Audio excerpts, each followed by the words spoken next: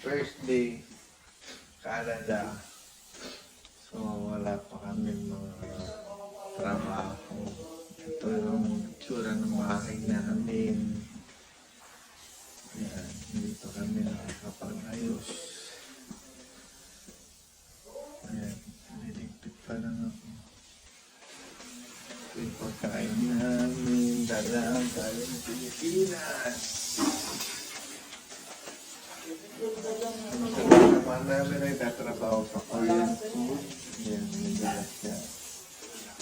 Pero may trabaho sa amin. Kami mga pal.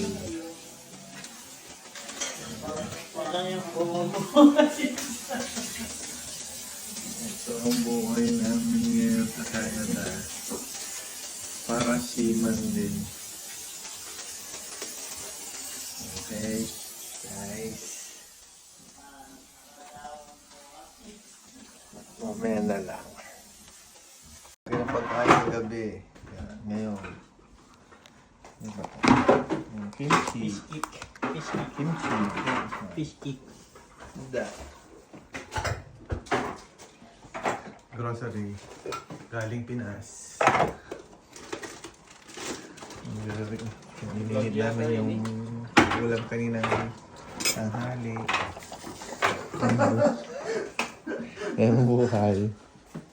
Parang kinukonsider mo din May dry foods. Prius lang yung ulam natin. Ito galing palang airport to. Yung nakuha namin sa OEC, kinabili ng macarons.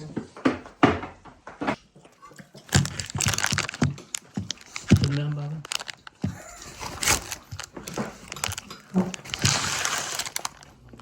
Oo, na yan. Ano nga yun? Saipan. Wow. Very late ang ating pasagot. Parang balang... Ay! Hindi ko tama. Sa Manolita. Matagal ko yung video.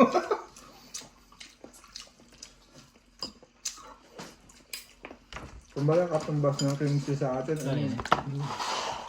Ano to? Yung papaya. Atsara. Pang ano yan appetizer eh.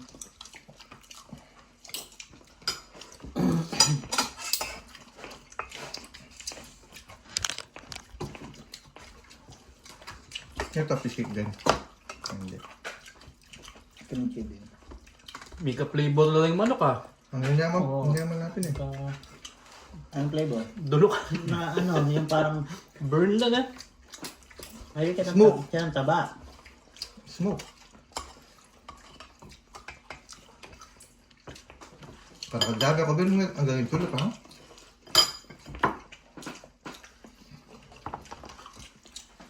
Pag tanghali, ayoko nag-ulam ng ganito doon. Ang tagal kainin. Yung Tas, laban. ano ba, nung ganito, nagulam mo ang ganito. Tagal niyang kainin kasi yung bowl niyan, malaki yung bowl eh. Tapos, siyempre, nahihiya ka na kumain dahil nasa labas kami. Yung kasama ko, mabilis na kumain eh. Kaya ako matagal ako kumain pag may sabaw. Tapos may mga darating na customer. Ang gagawin ko nun, itatabi ko, lalagay ko na sa kusina. Doon ako kakain. Kasi halos pagka wala masyadong customer, sabay-sabay kami, pati yung nasa cashier. Pati manager.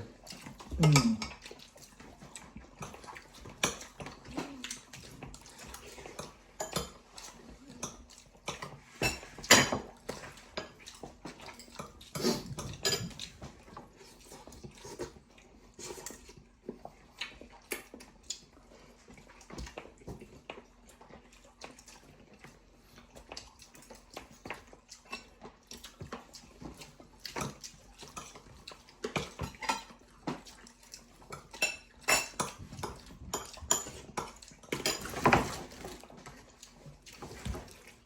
May lagaya tayo.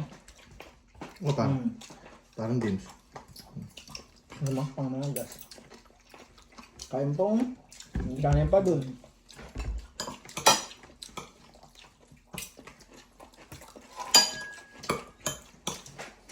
Parang may naralasan akong lasang gatas, no? Oh. Ne. Lasang gatas.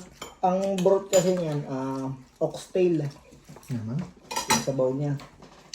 Ang walang panlasa mo, walang gatas na mali ng... Ne.